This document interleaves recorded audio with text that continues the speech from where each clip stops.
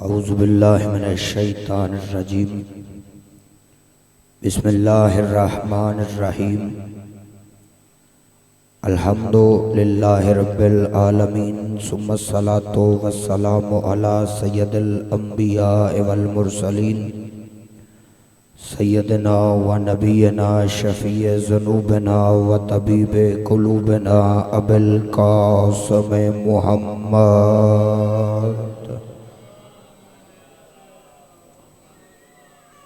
वलानतुल्लाहि अला अदाइहिम अजमाइन इला यौमिद्दीन बेशुमार।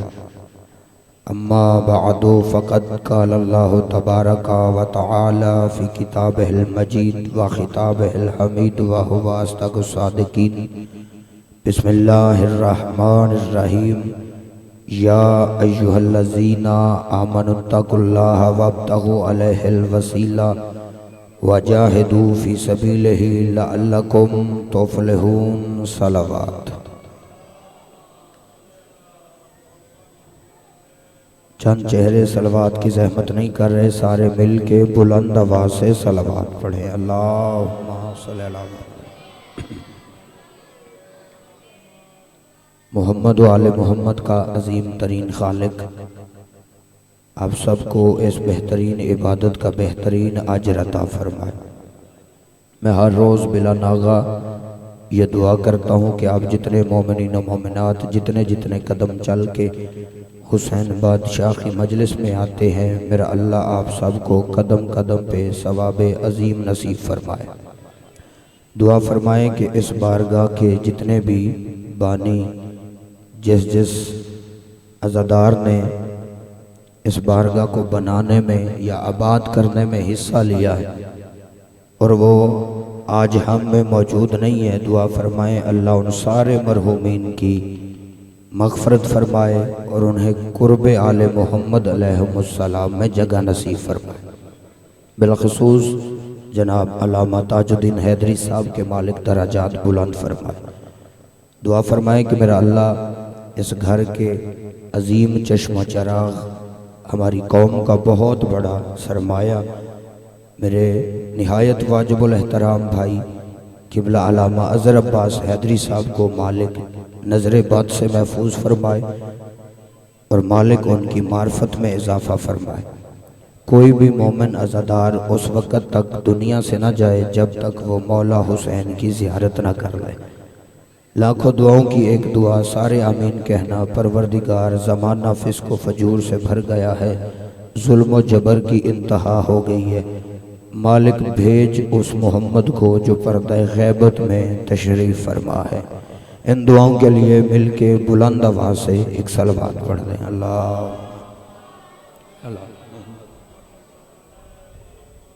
दोस्ताने गिरामी, सिलसिला गुफ्तगू आज अपनी छठी नशिस्त में दाखिल हो रहा है और मैं मुसलसल जिस आयत को आपके सामने तिलावत कर रहा हूँ वो सूरह माइदा की 35 नंबर आयत है। अल्लाह कुरान मजीद में इरशाद फरमा रहा है कि ए ईमान वालों, तक़वा इख्तियार करो और मेरी बारगाह में पहुँचने के लिए वसीला तलाश करो। वजाहिदू फ़ी सबीलिही लअल्लकुम तुफ़्लिहून, और उसकी राह में जिहाद करो शायद कि तुम कामयाब हो जाओ।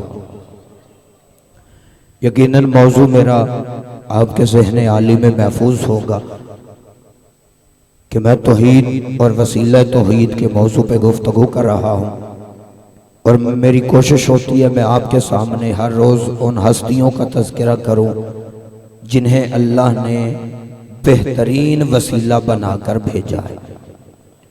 लेकिन जो भाई मुसलसल इस मजलिस में तशरीफ़ ला रहे हैं वो तायीद फरमाएंगे कि मैंने कल की मजलिस में इस बात की वजाहत की थी कि कायनात में हर कोई भिखारी है, आले मोहम्मद अता करने वाले हैं। और फिर मैंने ये जुमला कहा था कि ये आले मोहम्मद का घराना वो अजीम घराना है कि जो अल्लाह के दरवाजे पे भी कभी फ़कीर बन के नहीं गया बल्कि ताजर बन के सौदा करता रहा है। यकीनन ये जुमले आपके जहन में होंगे। अगर आप इजाज़त दें तो आज मैं मोहम्मद आले मोहम्मद और अल्लाह के दरमियान एक सौदा हुआ है जो कुरान में लिखा हुआ है। इजाज़त दे तो वह सौदा आज आपको पढ़ के सुनाना चाहता हूँ। इजाज़त है ना सरकार? ये बात तो जहन में है कि ये ताजर बन के अल्लाह के दरवाजे पे जाते रहे। इन्होंने अपनी मर्जी से अल्लाह से कभी कुछ नहीं मांगा, क्योंकि मांगता वो है जिसमें खरीदने की ताकत नहीं होती। 30 लाख का मकान हो, 50 लाख बंदे के जेब में हो, मौलवी साहब से कौन कहेगा कि मौलवी साहब दुआ करें मुझे ये मकान मिल जाए? ऐसा है या नहीं? दुआ वही करवाएगा जिसके पास 30 पूरे ना हो।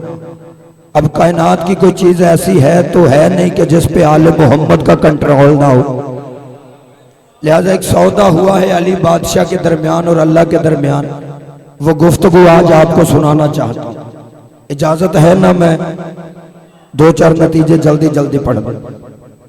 सामईन गिरामी किताबें कहती हैं कि जब अल्लाह के नबी ने इस्लाम की सबसे पहली दावत जुलाशीरा में अल्लाह की तौहीद और अपनी रिसालत का ऐलान किया, तो सबसे पहले जिस हस्ती ने अल्लाह और उसके रसूल की गवाही दी उसे अली कहते हैं। आप देखना, सिर्फ तवज्जो करेंगे, ये जुमले पिछली तकरीरों से कैसे मुत्तसिल होते हैं ये पता भी नहीं चले। सबसे पहले जिस हस्ती ने अल्लाह और उसके रसूल की गवाही दी उसे अली कहते हैं। किताबें कहती हैं कि जब 13 साल के अली ने रसूल की रिसालत की गवाही दी तो नबियों के नबी ने पलट के कहा, या अली अंता वली व वसी व वजीरी व खलीफती मिन बादी। या अली मेरे बाद मेरा वली तो है, मेरे बाद मेरा खलीफा तो है, मेरे बाद मेरा जानशीन तो है, मेरे बाद मेरा वजीर तो है, या अली मेरे बाद मेरा वसी तो है। चुप रहो तो मुझे दुख रहेगा। मुझे समझ नहीं आती, जब नबियों के नबी ने अपने वसी का ऐलान इस्लाम की पहली दावत में ही कर दिया था तो ये अरब के बद्दू सकीफे में छत क्यों मार रहे थे? मुतवज्जे है आप सर भाई जनाब, मेरी तरफ मुतवज्जे रहे सरकार। माशाल्लाह मेरे सामने इंतहाई मुअज़्ज़ज़ चेहरे आप तशरीफ फरमा। जब नबी ने अपने वसी का ऐलान पहली दावत में कर दिया था तो ये अरब के बद्दू सकीफे में छत क्यों मार रहे थे? जाओ जाके किताबें पढ़ के देखो। किताबें कहती है इधर अली ने नुसरत का वादा किया, नबी ने खिलाफत का वादा कर दिया। इससे आसान करके पढ़ना मेरे बस में नहीं। अली ने किया मदद का वादा, नबी ने कहा मेरे बाद मेरा वजीर भी तू है, वली भी तू, खलीफा भी तू। नबी ने खिलाफत का वादा कर दिया। लेकिन मेरा अल्लाह जानता है, आज जिस बंदे को अपने पिंड में भी कोई ना पूछे वो भी खड़ा होके कह देता है कि जी शिया देखो कैसी अजीबो गरीब कहानियां सुनाते कि अली ने मदद का वादा किया तो नबी ने खिलाफत का वादा कर दिया। कहते जी ये कोई बात नहीं, नबी ने माज़अल्लाह कोई वादा नहीं किया था, वो तो अली बच्चे थे इसलिए नबी ने अली को ऐसे ही थपकी लगाई थी। थपकी समझते हैं आप? जब बुजुर्ग बच्चों को शाबाश देने के लिए उनके कंधे पे हाथ मारते हैं ना, उसे कहते हैं थपकी लगाना। यही सबब है कि आज बड़े बड़े खौफनाक मौलवियों ने लिखा है कि जी अली बच्चे थे इसलिए बच्चा समझ के नबी ने अली को थपकी लगाई थी। जी अली बच्चे थे इसलिए नबी ने थपकी लगाई। मैं कहता हूँ अकल के अंधो तुम्हें गैरत नहीं आती? और अगर अली बच्चे थे नबी तो बच्चे नहीं थे। बोलो यार जिसे मौला ने जुबान अता फरमाई। मैं फैसला आपसे ले रहा हूं, अगर अली बच्चे थे नबी तो बच्चे नहीं थे। हजरत अली अलैहिस्सलाम ने, आप जी सलामत रहे, हजरत अली अलैहिस्सलाम ने तो शाजी बच्चा हो के भी अपना हर वादा पूरा किया। ऐसा है या नहीं? हालांकि अली कम सिन थे, अली बच्चे थे, अली बादशाह के पास तो अपने वादे से फिरने का पूरा पूरा चांस था, लेकिन अली फिर भी अपने वादे से नहीं फिरे, अली फिर भी अपने वादे से नहीं मुकरे। अली ने किया था मदद का वादा, इसलिए अली हर मैदान में अपने नबी की मदद करता रहा। अली ने किया था मदद का वादा, शिया सुन्नी भाइयों याद रखना, अली ने किया था नबी की मदद का वादा, इसलिए अली हर मैदान में नबी की मदद करते रहे। बल्कि पूरी जिंदगी अली बादशाह की सीरत छपी हुई है, छुपी हुई नहीं। अली की सीरत छपी हुई है, छुपी नहीं। जाओ पढ़ के देखो सीरत अली। खुदा की कसम अली की जिंदगी में एक लम्हा भी ऐसा नहीं कि जब नबी ने अली से कोई हुक्म किया और अली ने उस हुक्म को पूरा करने में माज़अल्लाह ताखीर की हो, बल्कि तारीख ये कहती है कि नबी ने पूरी जिंदगी जब भी जहां भी जो भी अली को हुक्म दिया अली ने फौरन पूरा कर दिया। इधर हुक्म हुआ उधर अली फौरन पूरा कर देते थे। ये पिछले भाई भी जरा मुतवज्जे हैंगे। हत्ता के हिजरत की रात मेरे नबी ने कहा, या अली मेरे बिस्तर पे खतरा है, तू सो जा। आए है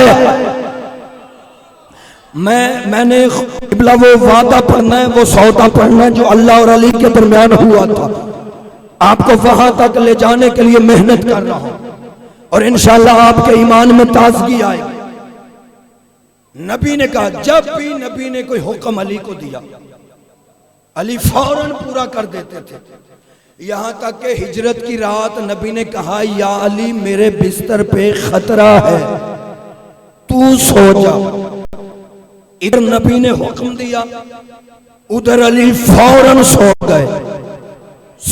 गए, क्योंकि अली जानते थे अगर आज जागता रहा तो कुफ्र होगा। नबी ने कहा सो जा, और दीन यही है, जो नबी कहे वो ले लो, जिससे मना करे उससे रुक जा। नबी ने कहा बिस्तर पे खतरा है, सो जा। अली चुप करके सो गए। हालांकि बिस्तर पे खतरा था और खतरे में जानबूझ के कोई नहीं जाता। मुतवज्जे हैं ना आप सारे? शाह जी खतरा हो तो वहां जानबूझ के कोई नहीं जाता। चलो जो बंदे चुप हैं मैं उन्हें छोटी सी मिसाल दे देता हूं। फर्ज करें कल 14 अगस्त गुजरी है, मैंने देखा है, खुदा की कसम मुझे दुख भी हुआ है। एक साल क्रिसमस आया था मुहर्रम में, ईसाइयों ने कहा था कि नहीं हम निवास रसूल के गम की वजह से सादगी से मनाएंगे, और ये मुसलमान जो दिन रात नबी से इश्क का दावा करते हैं ये सड़कों पे नाच रहे थे। भाई यही दीन है तेरा? रश था पूरी सड़क पे। लेकिन फर्ज करें कि उसी तरह जैसे कल रश था, उसी याद में 14 अगस्त के याद में फर्ज करें कि यहाँ पे मेरे भाई स्टेट सेक्रेटरी आके ऐलान करें कि जी कल मीनारे पाकिस्तान के ग्राउंड में एक अजीमो शान जलसा मुनक्कद होगा।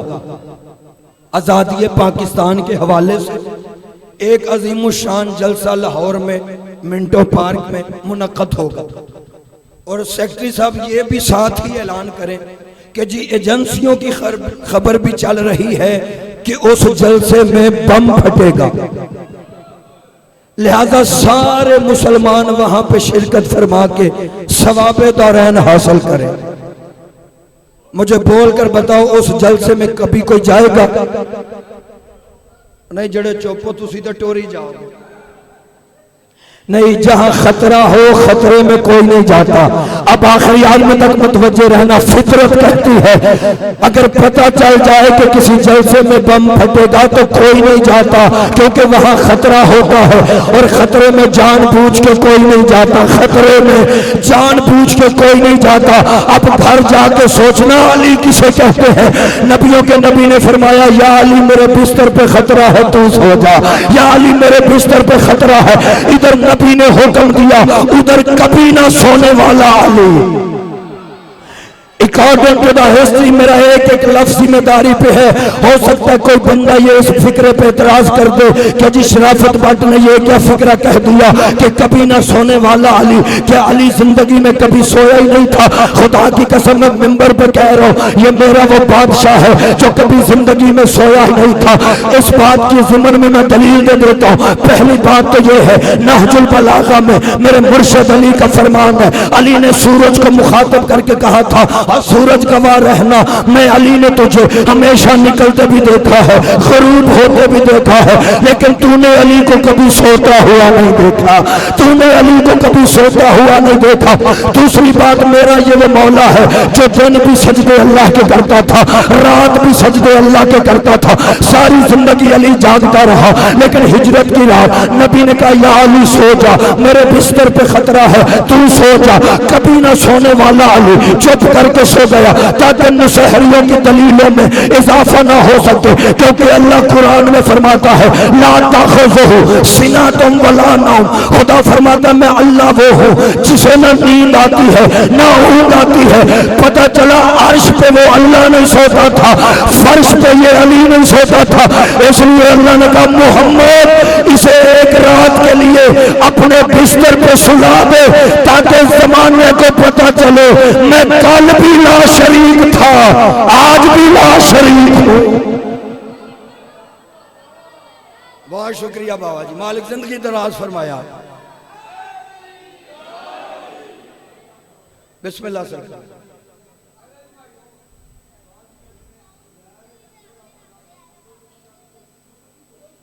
बेशक बेशक, जियो जियो मास्टर जियो।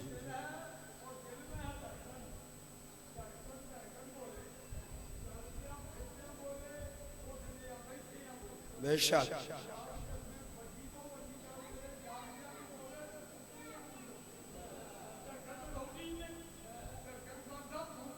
बेशक बेशक,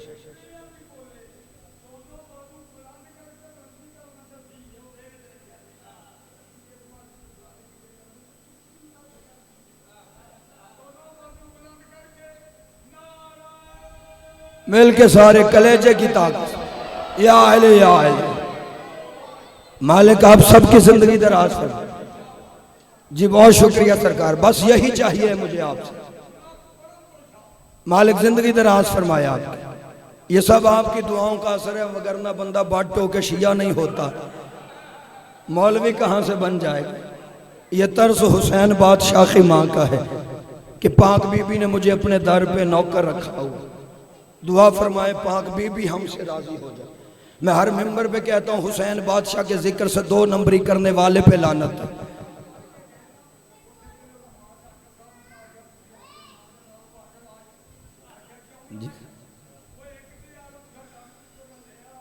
जी खैर होगा जी,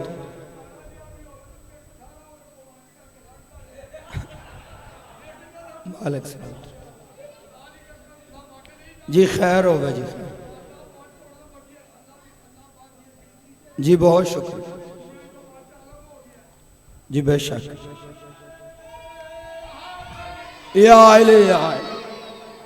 इजाजत है सरकार, मैं गुफ्तगू जारी रखूं। या अली मेरे बिस्तर पे खतरा है, तू सो जा। हमारे एक बुजुर्ग आलिम गुजरे हैं, किबला अलामा सैयद अजहर हसन जैदी साहब, बुजुर्ग ज़हनों में उनका नाम होगा। बेशक मैंने नहीं देखे, मैंने उनकी किताबें पढ़ी हैं जी बेशक। ऐसा ही लाहौर में जाएं, बीबी पाक दामन से मार्केट से उनकी इतनी मोटी किताब है खतीब आले मोहम्मद। मैंने उनकी तकरीरें पढ़ी हैं, देखा मैंने वाकई नहीं उनको, तकरीरें मैंने उनकी, ये तकरीरों की किताब है मजालिस की, मैंने वो पढ़ी तो उसमें से मुझे ये बात नजर आई जो मैं अब पढ़ने लगा। किबला अजहर हसन ज़ैदी साहब से वो फरमाया करते थे, ज़ैदी साहब उन्होंने अपनी किताब में भी ये बात लिखी। वो फरमाते हैं कि जब अली से नबी ने कहा ना कि या अली मेरे बिस्तर पे खतरा है, तू सो जा, अब अगले जुमले पे मैं आपकी बारीकी भी चेक करूंगा और चेहरे भी देखूंगा। फिक्रा मेरा नहीं, मेरी आदत भी नहीं कि बंदा बुजुर्ग उलमा की बातें अपने नाम से कर जाए। बल्कि ये साले सवाब का इसमें पहलू आ जाता है। हम उनकी बात करते हैं, अल्लाह उन बातों का सवाब उनके नामा अमाल में दर्ज कर देता है। ज़ैदी साहब की बिलाज़र हसन ज़ैदी साहब वो फरमाया करते थे कि जब नबी ने कहा ना या अली मेरे बिस्तर पे खतरा है तू सो जा, तो सारी जिंदगी नबी से कुछ ना कहने वाला अली बोल के कहता है या रसूल अल्लाह क्या मेरे सोने से आपकी जान बच जाएगी। आए हाय हाय, कितने कीमती जुमले हैं सरकार जो मैं आपके सामने पढ़ रहा हूं। बुजुर्ग उलमा ये बातें कर गए कि जब नबी ने कहा सो जा, अली ने पूछा या रसूल अल्लाह, अगला जुमला इससे भी कमाल है। अली ने पूछा सरकार क्या मेरे सोने से आपकी जान बच जाएगी। मुस्कुरा के नबी फरमाते हैं हाँ या अली, अगर आज तुम मेरे बिस्तर पे मैं बन के सो जाओ, ओए हो, अगर आज तुम मेरे बिस्तर पे मैं बनकर सो जाओ, अगर तुम बनकर सोओगे तो जान नहीं बचेगी, जान तब बचेगी आज जब तुम मेरे बिस्तर पे मैं बन के सो जाओ। दूसरे लफ्जों में यूं कह ले, नबी कह रहे थे या अली जान तब बचेगी जब तुम मोहम्मद के बिस्तर पे मोहम्मद बन के सो जाएगा। खुदा की कसम किताबें कहती है बस कायनात के बादशाह हैदर करार ने सिर्फ इतना पूछा या रसूल अल्लाह क्या मेरे सोने से आपकी जान बच जाएगी। मैं कहता हूँ या अली आपने तो पूरी जिंदगी में नबी के सामने क्यों कब अगर मगर ऐसे वैसे मौला ये लफ्ज कहे ही नहीं, फिर आज नबी से क्यों पूछ रहे हैं कि क्या मेरे सोने से आपकी जान बच जाएगी। अजब नहीं कि अली आवाज दे के कहेंगे तुझे भी पता मैं नबी से पूछ के जमाने को समझा रहा हूं।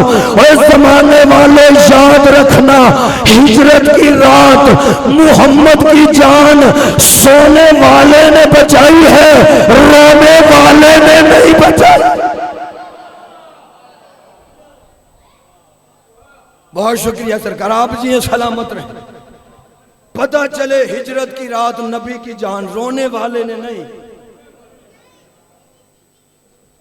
नहीं, जुमला मैंने पढ़ा परेशान आप हो गए।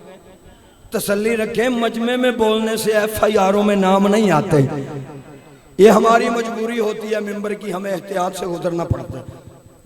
अली फरमाते मैं नबी से इसलिए पूछ रहा हूं ताकि पता चले हिजरत की रात नबी की जान सोने वाले ने बचा। अब यहां पे कई बंदे कहते हैं जी माज़ल्ला अली का कद छोटा था, नबी का कद बड़ा था। भाई ये मौलवी कैमरा लेके खड़ा था जी, अली का कद छोटा था नबी का कद बड़ा था। और मैं कहता हूं अगर अली का कद छोटा था तो नबी ने अपने बिस्तर पे किसी लंबे कद वाले को क्यों नहीं सुला दिया। ना ना यार चुप रहोगे तो गलत फहमियां बढ़ जाएंगी। बाबा जी चाहिए था ना नबी को कि किसी लंबे कद वाले को बुलाते। जाहिर है कई बंदे तो हाइटेड भी होंगे जिनकी हाइट ज्यादा होगी, नबी के पास तो ऐसे होंगे। नबी को चाहिए था अगर अली का माज़ल्ला कद छोटा था, नबी को चाहिए था किसी लंबे कद वाले को बुला के कहते हो इधर आ मेरे बिस्तर पे सो जा। लेकिन घर जाके सोचना जो बिस्तर पे लेटने के काबिल ना हो वो मिंबर पे बैठने के काबिल कैसे हो जाए।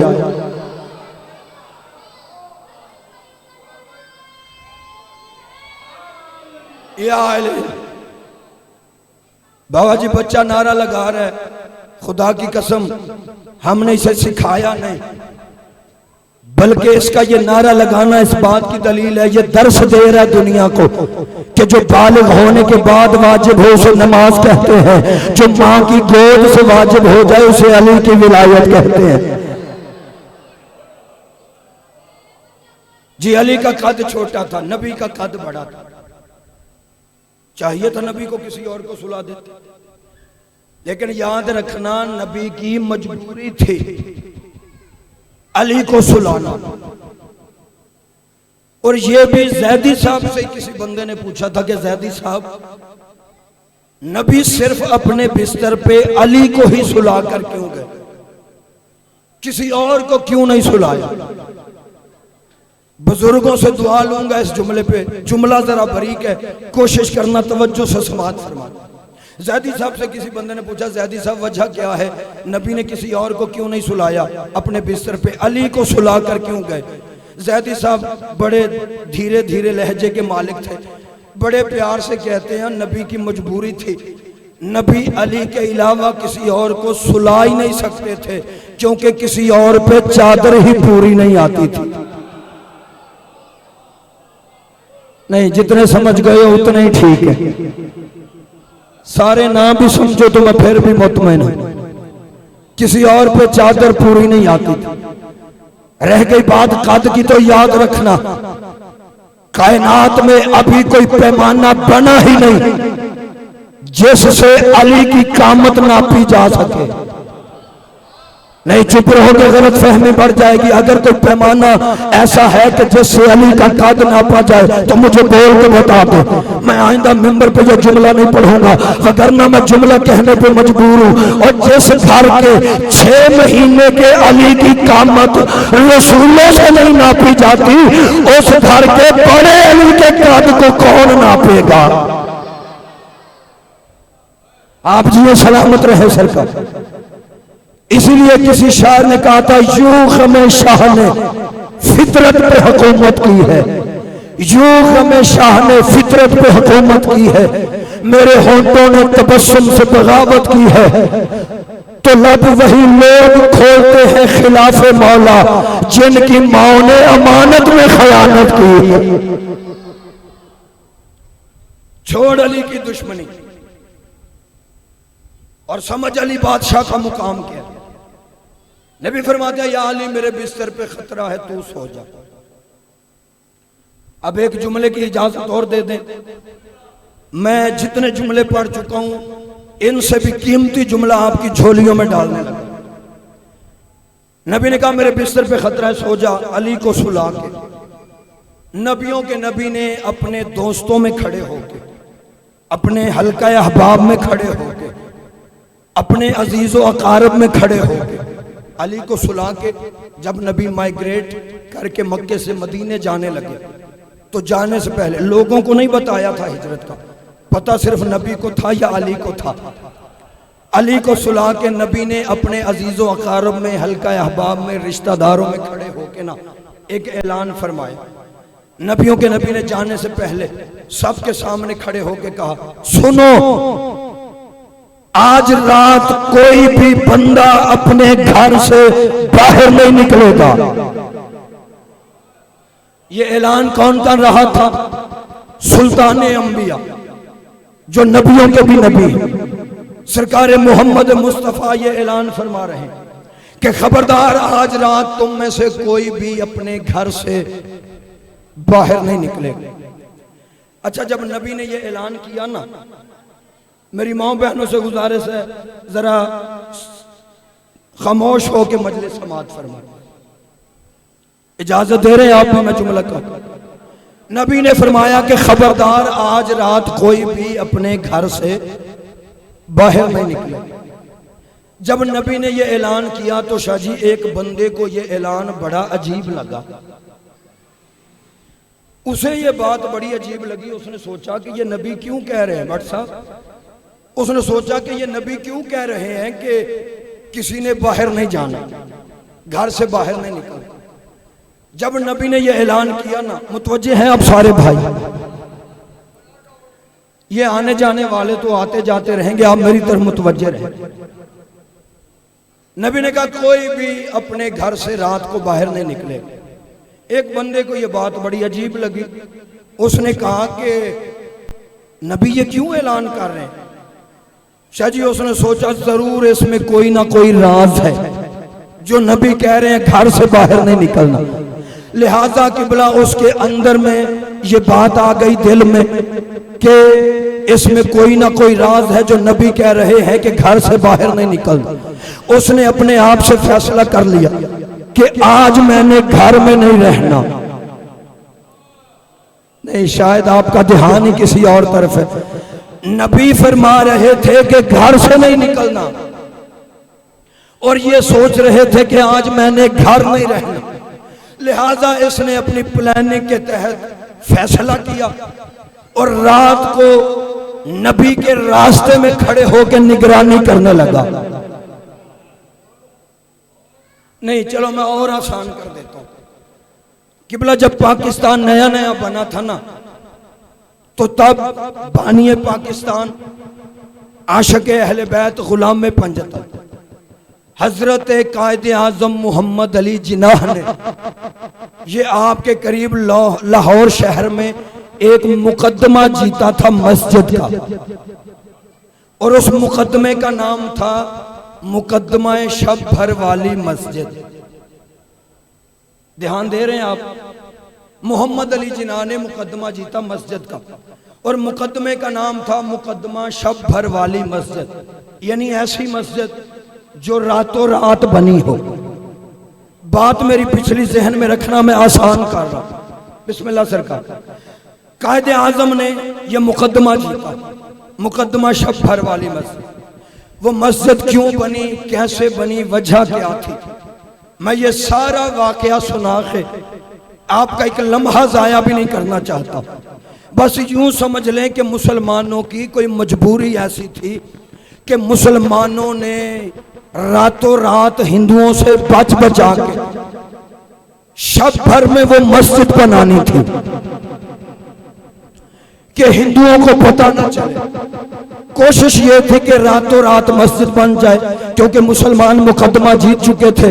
कायदे आज़म मोहम्मद अली जिन्नाह मुकदमा जीत चुके थे। फैसला हो गया था कि एक रात में मस्जिद बना लो अगर बन सकती है तो।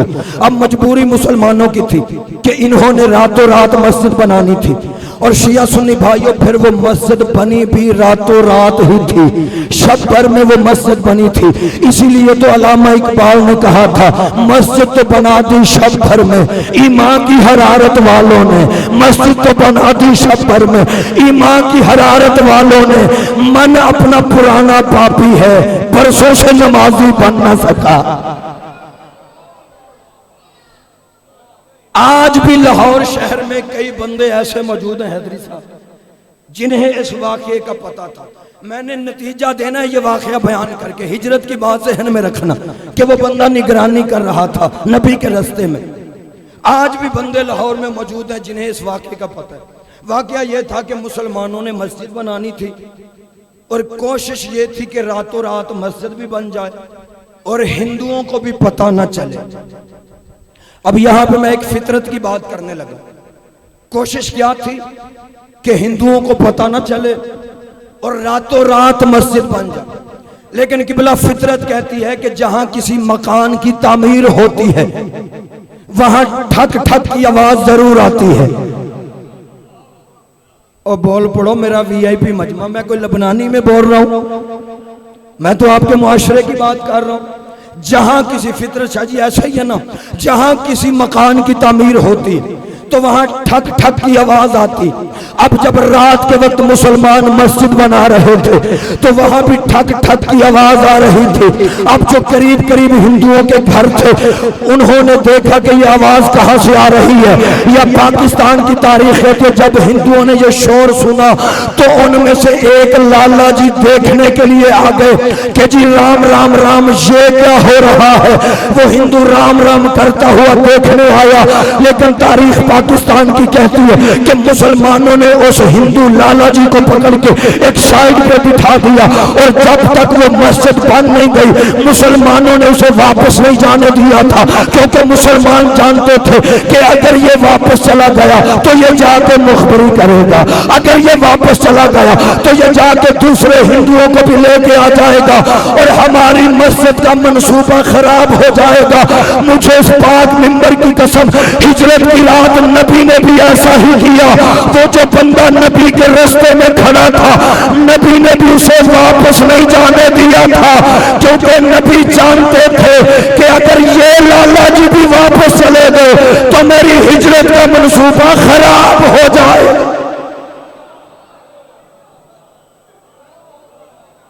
बहुत शुक्रिया जनाब, आप जी सलामत रहे।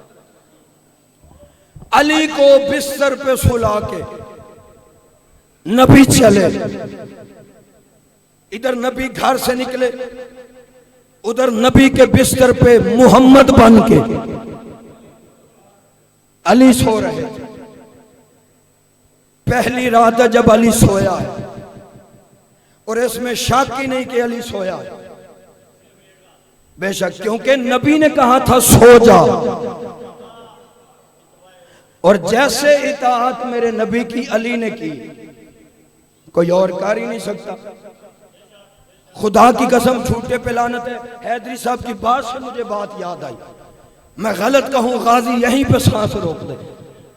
जैसी इताअत नबी की अली ने की, कोई और कर ही नहीं सकता। एक छोटी सी तस्वीर दिखा दूं।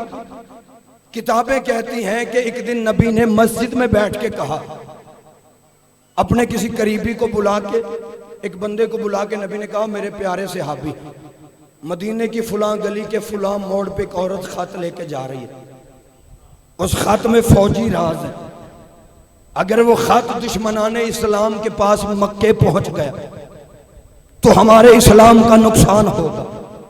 इताअत की बात सुनाने लगा हूं। हैदरी साहब की मालिक जिंदगी करे, इनकी बात से मुझे बात याद आ गई। नबी ने कहा, जा उस औरत से खत लेके आ। मुस्तनद तरीन किताबों में यह वाकया मौजूद है। ऐसा है या नहीं? मुस्तनद तरीन किताबों में मुकाम अली रसूल की नजर में एक तो किताब ये है, और दूसरा बुखारी शरीफ जैसी किताब में भी ये रिवायत आपको मिल सकती है। नबी ने कहा, पहले बंदे को बुला के नबी ने कहा, जा उस खत में फौजी राज है, इस्लाम का नुकसान होगा अगर वो खत मक्के पहुंच गया, जा उस औरत से वो खत लेके आ। अब जिससे कहा था वो चले। खुदा की कसम, शाहजी रिजवान शाहजी, जिस गली के जिस मोड़ की खबर नबी ने दी थी वो औरत वहीं पे थी। और मेरे नबी के इल्म गैब पे इतराज करने वालों, जिस गली के जिस मोड़ की खबर नबी ने दी वो औरत वहीं पे थी। अब जिससे कहा था, कह नबी रहे थे कि उसके पास खत है, लेके आओ। कह नबी रहे थे, जिससे कहा वो पहुंचे। जाके कहने लगे, बीबी वो खत दो, अगर तेरे पास कोई खत है। इताअत की बात कर रहा हूं। कहने लगा, खत दो अगर तेरे पास कोई खत है। उसने सर से लेके पांव तक इस बंदे की फेस रीडिंग की।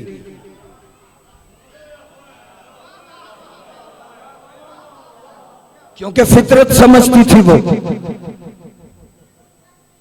उसने देख के कहा, जनाब मुझे आपकी कसम, खत तो मेरे पास नहीं। वो बंदा इसी शौक में वापस आ गया कि बीबी ने मेरी कसम उठाई। आके कहने लगा, या रसूल अल्लाह, वो कह रही है कि खत मेरे पास नहीं। नबी ने कहा, खत तो उसके पास नहीं, ये कैसे हो सकता है? नबी ने कहा, और बंदे को आवाज दी, जा तू लेके आ। वो भी पहुंचा, उसने भी इसी तरह कहा। ये आप सरकार बेहतर जानते हैं, मेरी मजबूरी है, मैं ये लफ्ज मिंबर पे बोल नहीं सकता, वगरना आप समझते हैं हर चीज आपको याद है। हवाला मैंने दे दिया, कोई बंदा किताब देखना चाहे वो मेरा नंबर ले ले, हैदरी साहब के पास भी है, या बाद में मुझसे राब्ता कर ले, मैं हवाला देने के लिए तैयार। दूसरे को भेजा, इसने भी जाके कहा, बीबी अगर खत है तो दे। उसने कहा, जनाब आप मुझे अद्धे प्यारे नहीं है, अगर खत होता तो जो आपसे पहले आया था मैं उसे दे देती, खत मेरे पास नहीं। ये बंदा भी वापस आया, आके कहता, या रसूल अल्लाह, वो कह रही है खत मेरे पास नहीं। नबी फरमाते हैं, ये हो ही नहीं सकता। अब जब ये दो बंदे वापस आ गए, नबियों के नबी की आवाज आई, आयना आयना अली इब्ने अबी तालिब, मेरा भाई अली कहाँ है? जी सरकार, मैं आपका नौकर हाजिर। नबी फरमाते, अली भाई जाओ, आप खत लेकर आओ। अब वो औरत थोड़ा आगे जा चुकी थी या पीछे अली पहुंचे, जाकर कन्फर्म लहजे में कहते, बीबी वो खत दे जो तेरे पास है। इसने कहा, या अली खत मेरे पास नहीं। अली दे के फरमाते, सोच ले, मुझे मेरे नबी ने कहा। ओए हो, पीछे रह गए वो बंदा जो सुबह पे नहीं बोला। इतना मुहकम यकीन था अली को नबी की जुबान पे। या अली फरमाते, सोच ले, मुझे मेरे नबी ने कहा है खत तेरे पास है, मुझे खत चाहिए, अभी चाहिए, इसी वक्त चाहिए। इसने फिर बाजिद होके कहा, या अली खत होता जो पहले आए थे मैं उन्हें दे देती, अली ने फरमाया देख जो पहले आए थे वो और थे, मैं और हूं, खात चाहिए अभी चाहिए, इसी वक्त चाहिए। इसने फिर इनकार किया, या अली खात मेरे पास नहीं। जब तीसरी दफा ने कहा ना खात पास नहीं, अबू तालिब का बेटा अली कहता सोच ले मेरी मजबूरी है, मैं अली औरतों पे हाथ नहीं उठाता। अब मिंबर की मजबूरी है, वगरना अगला जुमला जरूर पढ़ देता, लेकिन अगले फिक्रे आपने खुद ही समझ लेने। अली ने फरमाया मेरी मजबूरी है, मैं बच्चों और औरतों पे हाथ नहीं उठाता, लेकिन क्योंकि मेरे नबी ने कहा खात तेरे पास है, मुझे खात चाहिए अभी चाहिए, इसी वक्त चाहिए। इसने कहा या अली खात नहीं। जब कहा ना खात मेरे पास नहीं, अली ने कब्जा तलवार पे हाथ रखा, तलवार पे हाथ रख के अली ने तलवार में आम से निकालनी शुरू की। अली फरमाते सोच ले अगर तूने मुझे खात ना दिया तो मैं यहीं पे तेरा सर तन से जुदा कर दूंगा। तारीख कहती अभी तलवार नयाम से आज ही निकली, खात बालों की तह से सारा निकल गया।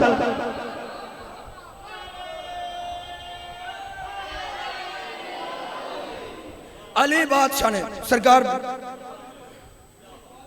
जी खैर हो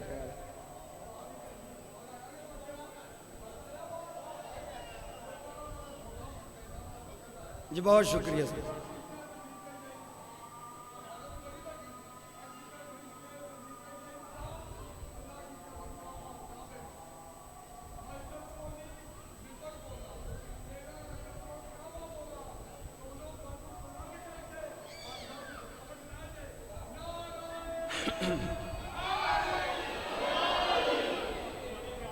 जी बहुत शुक्रिया सर।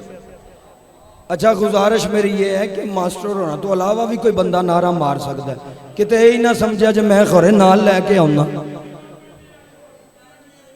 मेरी आखिरी गवाह है, मैंने कभी जो मेरे साथ होते हैं मैंने उन्हें भी कहा है कि तुमने दाद नहीं देना, लिहाजा और भी कोई नारा मार सकता है। नौजवानों में से इबादत होती है नारा मारना।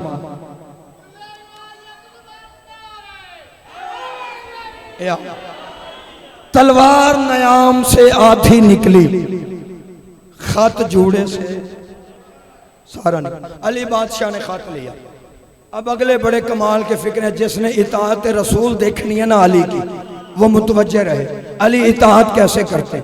अली बादशाह ने खत लिया, वाह या अली तेरी हिकमत के क्या कहने, मैं कायनात कुर्बान कर दूं तेरी जूतियों पे। अली ने खत लिया, हैदरी साहब बाबा जी जितने सैयद गैर सैयद बैठे हैं मेरे हक में दुआ करना, सफर आसान हो जाए। अली ने खत लिया, जेब में नहीं डाला। अली ऐसे खत को हवा में लहराते जा रहे थे। जब मस्जिद के करीब पहुंचे वही दो बंदे मिले, उन्होंने देख के पूछा सैयद बादशाह एक खत किथों।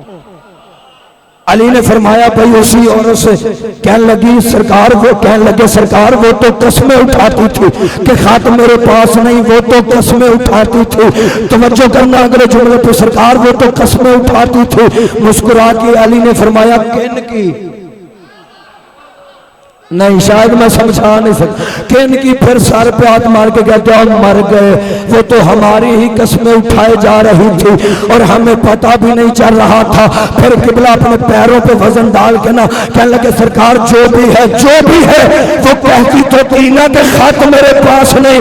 अली फरमाते यही तो फर्क है तुम्हारी इताअत का और मेरी इताअत का। तुम्हें उस मुशरिका औरत की जुबान पे यकीन आ गया, लेकिन अपने नबी की जुबान पे तुम्हें एतबार ही नहीं था। बोलो यार जिसे मौला ने जुबान अता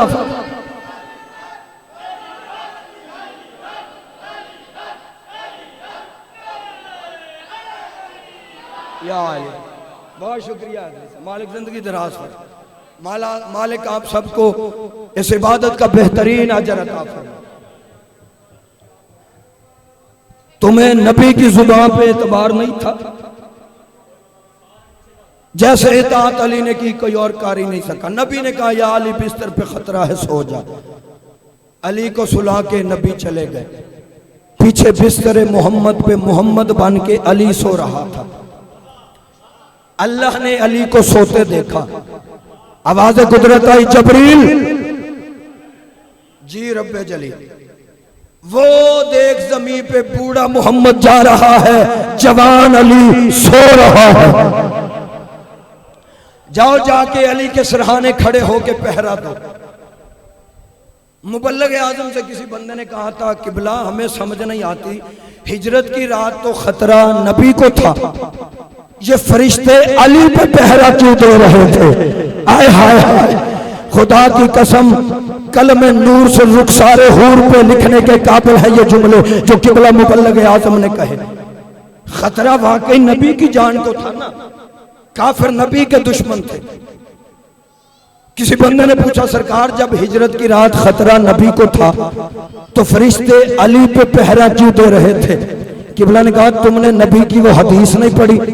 नबी फरमाते अना दारुल हिकमत व अली शुन बाबूहा, मैं हिकमत का घर हूँ, अली उसका दरवाजा है। किबला ने कहा, तुझे अब भी पता नहीं चला? ओए खतरा घर को हो तो पहरा दर पे होता है। बहुत शुक्रिया सरकार, आप जी सलामत रहें। खतरा घर को हो तो पहरा दर पे होता है। नबी घर है, अली दर है। नबी घर है, अली दर है, जो इन्हें न माने वो दर बदर है।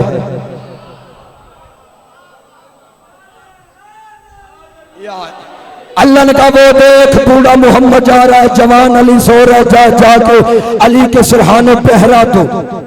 अब क्योंकि हुक्म परवरदिगार था, किताबें कहती हैं चश्मे जदन में पलक छपकने से पहले जबरील और मिकाईल दोनों भाई मिलकर उस हुजरे में आए जहां मोहम्मद के बिस्तर पे मोहम्मद बन के अबू तालिब का बेटा अली सो रहा था। किताबें कहती हैं जबरील उस्ताद था, वो अली के सिरहाने खड़ा हो गया। मिकाईल शागिर्द था, वो अली के पांव की तरफ खड़ा हो गया। नतीजा सुनना, जहां जहां तक तशरीफ फरमा हो सर उठा के मेरा जुमला सुनना। जबरील सिरहाने खड़ा हुआ, मिकाईल अली के पांव की तरफ खड़ा हो गया। किताबें कहती अभी लम्हा नहीं गुजरा था या मिकाईल विलायत अली के इश्क में झूम के कहता, जबरील तू मेरा उस्ताद जरूर है लेकिन आज मैं मिकाईल तुझसे जीत गया हूँ। जबरील कहता, तू कैसे जीत गया? तू मेरा शागिर्द है, मैं उस्ताद हूँ, और वैसे भी मैं अली के सर की तरफ खड़ा हुआ, तू अली के पांव की तरफ खड़ा हुआ है, फिर तू कैसे जीत गया? मिकाईल कहता, यही तो सबब है मेरी जीत का। तू बेशक अली के सरहाने खड़ा है लेकिन देख अली के पांव रहा है। मैं खड़ा अली के पांव की तरफ हूं लेकिन देख अली का चेहरा रहा हूं।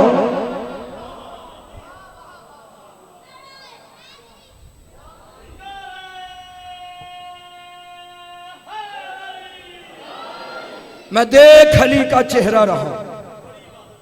बेशक मास्टर जी टाइम थोड़ा जा सरकार, मेरे को कोई नहीं सरकार।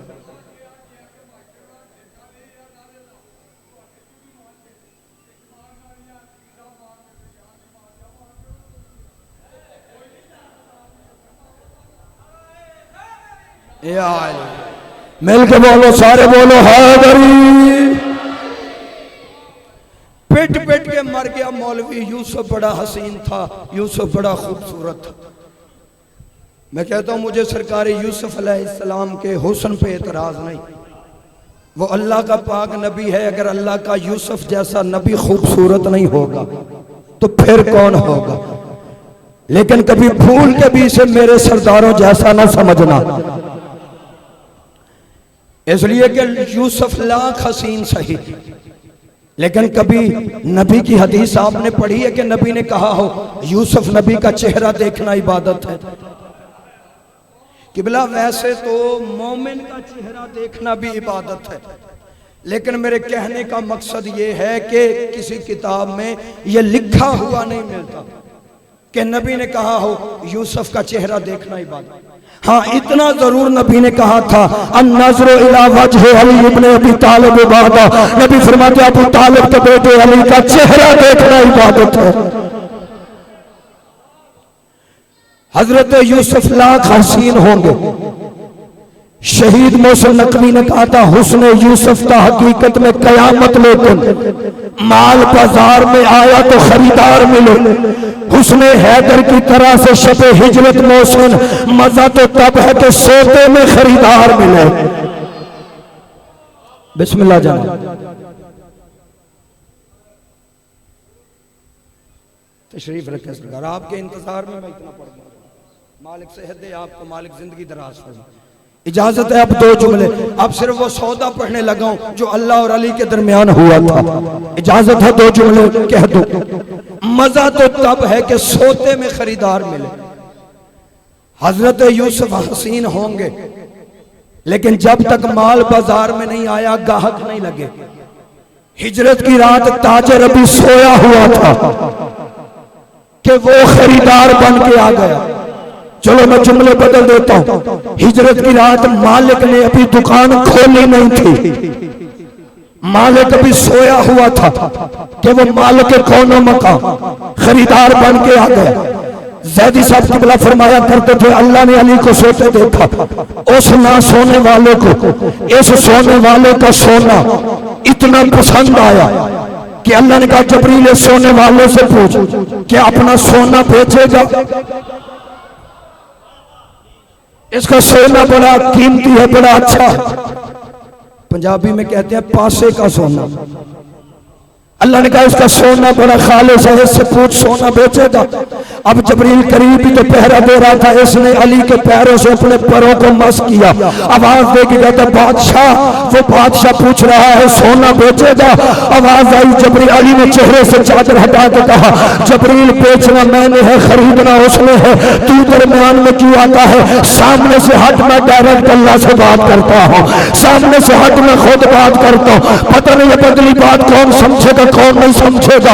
जाओ कुरान पढ़ के देखो, मैं तुम्हें किसी आम ताजर की बात नहीं सुना रहा, बल्कि कुरान कहता है अली उस अजीम ताजर का नाम है जो कभी नींद के बदले मर्जियां खरीद लेता है, कभी अंगूठी के बदले विलायत खरीद लेता है, कभी ज़रबत के बदले इबादत खरीद लेता है, कभी रोटियों के बदले जन्नत खरीद लेता है।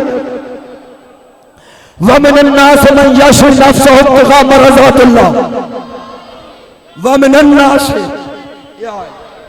खुदा फरमाता है या रसूल, खुदा फरमाता वमिन अन्नास मन यशरी नफ्सहु इब्तिगा मरज़ातिल्लाह वल्लाहु रऊफुम बिल इबाद। मेरे बंदों में कुछ बंदे ऐसे भी हैं जिन्होंने अपना नफ्स बेच के मेरी रज़ाएं खरीद ली है। ज़ैदी साहब कहते थे जब अली ने चेहरे से चादर हटाई तो डायरेक्ट अली ने बोल के कहा परवरदिगार मेरा सोना खरीदेगा? अल्लाह ने कहा हाँ अली खरीदना तो चाहता हूँ। सौदा इसी तरह होता है ना, जैसे मैं आपको सुनाने लगा, मालिक सोना खरीदेगा, आवाज आई हाँ खरीदूंगा, लेकिन पहले बता तू इस सोने का लेगा क्या?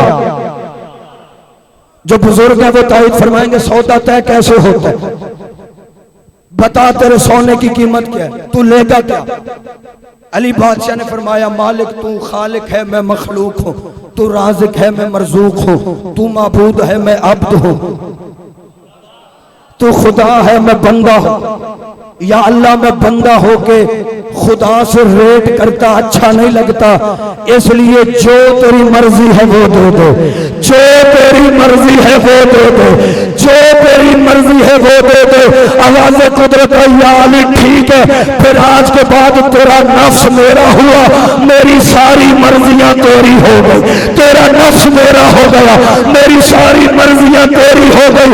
अब बंदे लाख दुआएं मांगते रहे या अल्लाह राजी हो जा, लेकिन अल्लाह कहेगा बदबख्त क्या तू नहीं जानता हिजरत की रात से मैंने सारी मर्जियां अली को दे दी है।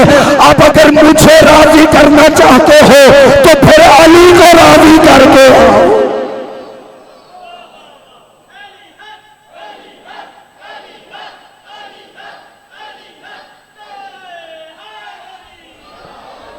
अब अगर अली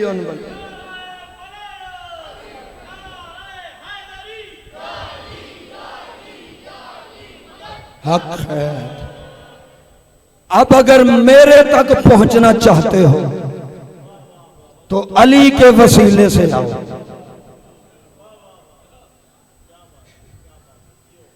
इतना मारा मुसलमानों ने हुसैन की बेटी को, 4 साल की उम्र में ज़ईफा हो गई। मुझे हुक्म है हैदरी साहब के भाई का, नजम हैदरी साहब का, कि आज आप उस बीबी के मुसाहिब पढ़ें जिसकी जिंदगी थोड़ी थी दुख ज्यादा थे।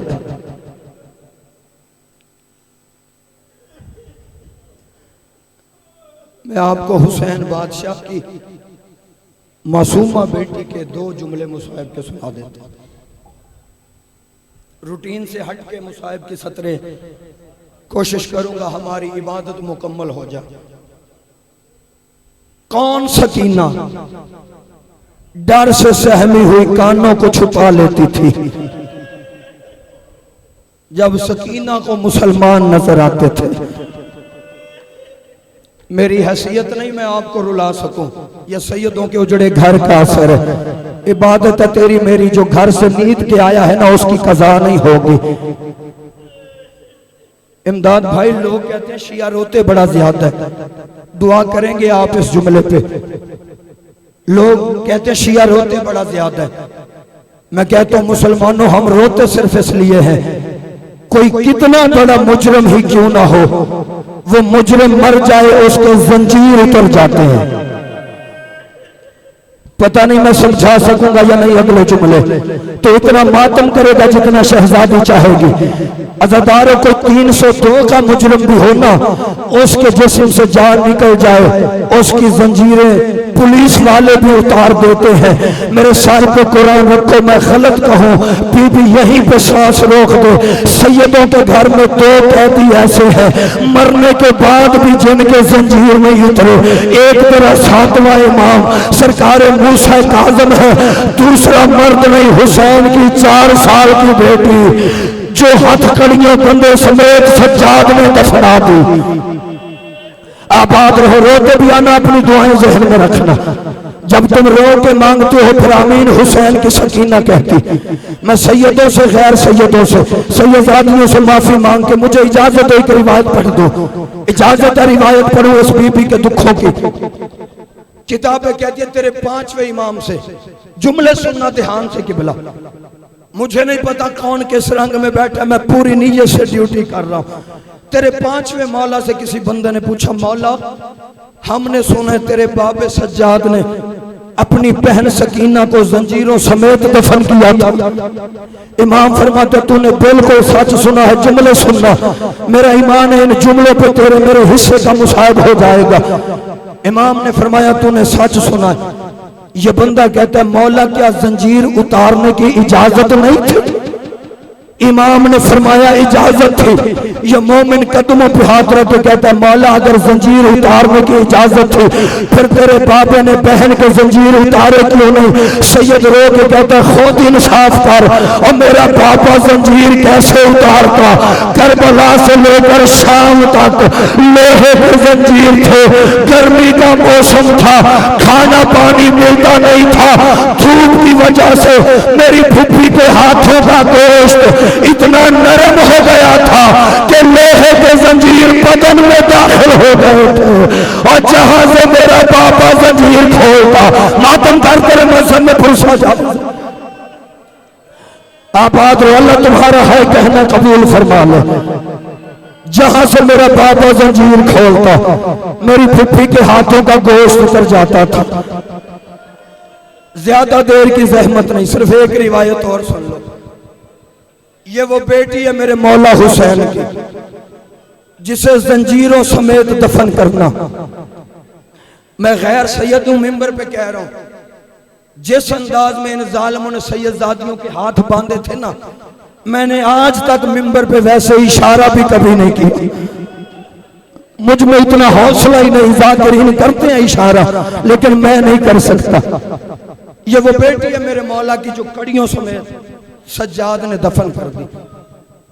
किताबें कहती हैं आज से 200-250 साल पहले यही बीबी शाम में एक सैयद की ख्वाब में आई। उस सैयद का नाम था सैयद शरफुद्दीन। जो नहीं रो सका वो छोली फैलाया अगले जुमले पे। उसकी ख्वाब में आके ना हुसैन की मासूमा बेटी रो के कहती है मुझे पहचान, मैं प्यासे हुसैन की बेटी हूं और मेरी कब्र नशेब में है, मेरी कब्र में पानी आ रहा, मेरी कब्र तब्दील कर। अज़ादारो अल्लाह तुझे शाम ले जाए, मुझे भी ले जाए। सारे आमीन कहना। ज़ियारत पैसों से नहीं बुलावे से होती है। तू अपनी आंखों से जाकर देखे, अगर कोई सवार है तो गवाही देना। 2 कब्रें हैं शाम में इस बीबी की, एक कब्र नशेब में है, दूसरी कब्र दरबार यजीद के पास है। एक कब्र पे नाम सकीना लिखा हुआ है, मैं फिर माफी मांग रहा हूं दिल दुख जाए थे। दूसरी कब्र पे नाम रुकैया लिखा हुआ है। ये मैंने शाम के एक आलम सैयद से पूछा था, मैंने कहा शाजी वजह क्या है, जब दोनों कब्रें एक ही बीबी की है फिर नाम अलग अलग क्यों है? एक कब्र पे नाम सकीना है, दूसरी कब्र पे नाम रुकैया है। खुदा की कसम उस आलम ने अमामा उतार के जमीन पे रखा, रो के कहता है शायद तुझे पता नहीं, मेरे मौला का फरमान है, अल्लाह मुझे 1000 बेटी देता, मैं हर बेटी का नाम फातिमा रखता। उसने कहा इस बीबी का नाम फातिमा था, लेकिन सकीना है सुकून से, रुकैया है रिक्कत से। वो कहता जब तक बीबी सुकून में थी, बाप के सीने पे सोती थी, लोग सकीना कहते थे, लेकिन जब शाम के बाजारों में शेमर तमाचे मारता था, फिर इतना रोती थी गरीब की बेटी कि शाम वालों ने नाम ही रुकैया रख दिया। 2 कब्रें बन गई इस बीबी की, 1.5 मिनट की जहमत। और सैयद की ख्वाब में आई, आके कहती है मैं प्यासे हुसैन की बेटी हूं, मेरी कब्र में पानी आ रहा है, मेरी कब्र तब्दील कर। उस सैयद ने तवज्जो ना की। अगली शब जुमा फिर बीबी ख्वाब में आई, आके कहती है मैं जो तुझे कह रही हूं, मेरा बाबा प्यासा मारा गया है और मेरी कब्र में पानी आ रहा है, कब्र तब्दील कर। अज़ादारो सैयद ने फिर तवज्जो न की। बीबी तीसरी शब जुमा फिर ख्वाब में आई। जब तीसरी दफा ख्वाब में आई ना, तो जलाल में आके कहती है मुझे पहचान, मैं अलमों वाले गाजी की भतीजी हूँ और मेरी कब्र में पानी आ रहा है, कब्र तब्दील कर दो। अज़ादारो ये सैयद उस वक्त तड़प के उठा, इसने चंद सैयदातियों को साथ लिया, काले रंग के कपड़े की कनातें लगा के, काले रंग के शामियाने लगा के ये सैयद खुद दूर खड़ा हो गया। सैयदादियों से कहता है बीबियों कुरान पढ़ के सकीना की कब्र को खोलो, मासूमा की मैयत उठा के दूसरी कब्र में मुंतकिल कर दो। अब किबला वो जुमले है जिसके लिए मैंने मेहनत की है, हाय कर लेना अगर रोना ना आए तो। इन बीबियों ने कुरान पढ़ के सकीना की कब्र के तावीज को खोला। उधर आसमान पे बिजली चमकी, कुछ बेहोश हो गई, कुछ दौड़ के बाहर निकली।